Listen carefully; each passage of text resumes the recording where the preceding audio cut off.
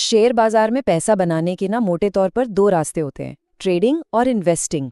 अब सुनने में तो लगता है कि लक्ष्य एक ही है, पैसा कमाना, मुनाफा बनाना, पर यकीन मानिए इन दोनों रास्तों में जमीन आसमान का फर्क है।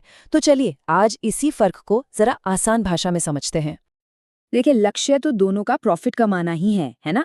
पर एक ट्रेडर और एक इन्वेस्टर के बीच जो सबसे बड़ा, सबसे बुनियादी फर्क है, वो सिर्फ एक चीज तय करती है, और वो है समय। जी हाँ, आप बाजार को कितना समय देते हैं, बस यही एक चीज आपकी पूरी की पूरी स्ट्रैटेजी को बदल कर रख देती है। इसको ऐसे समझिए, ट्रेडिंग ना 100 मीटर की तेज दौड़ यानी एक स्प्रिंट जैसी है। मकसद है जल्दी से जल्दी प्रॉफिट कमाना। वहीं दूसरी तरफ इन्वेस्टिंग एक मैराथन है, एक लंबी दौड़ जिसमें कई सालों में धीरे धीरे वेल्थ बनाई जाती है। अच्छा, इस फर्क को और अच्छे से समझने के लिए चलिए एक मजेदार कहानी सुनते हैं। कहानी है एक दुकानदार की जिनका नाम है बाबूराव। तो बाबूराव जी की एक मोबाइल की दुकान है, सब बढ़िया चल रहा है। लेकिन तभी उनके बगल में एक और दुकान खुल जाती है, तोतला सेठ की।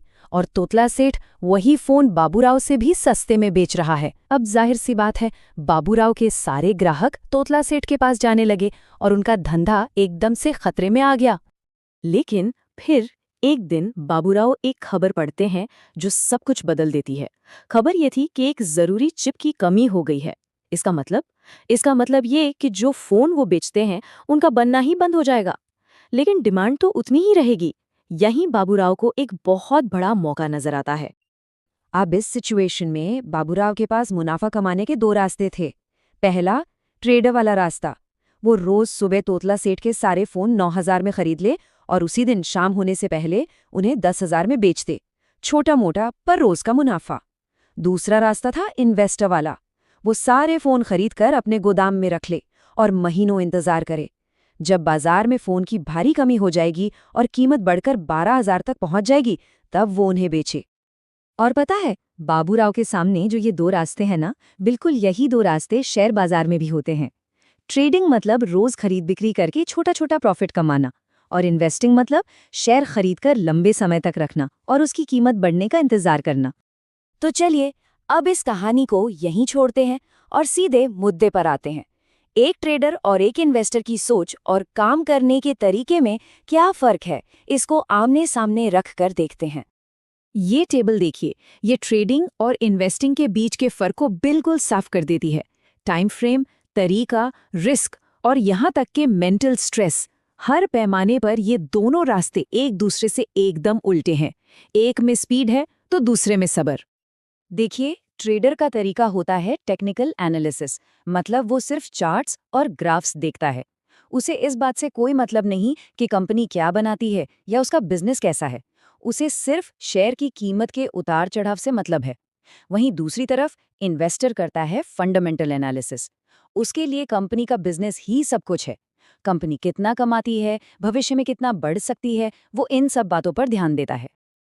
और यहीं पर सबसे बड़ा फर्क आता है रिस्क का।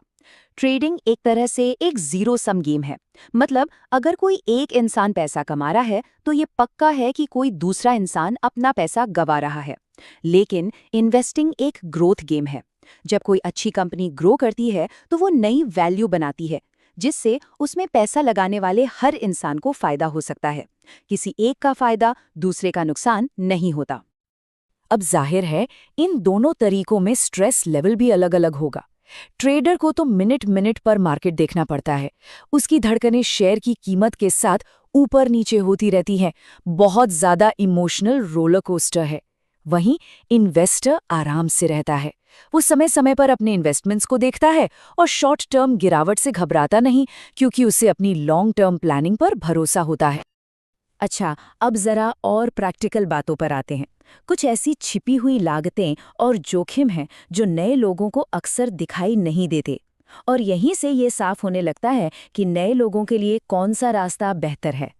ट्रेडिंग की दुनिया का एक बहुत ही कड़वा सच है, एक आंकड़ा है जो हर नए इंसान को पता होना चाहिए। इसे कहते हैं 90-90-90 का नियम। मतलब 90% नए ट्रेडर्स पहले 90 दिनों के अंदर ही अपना 90% पैसा गंवा देते हैं।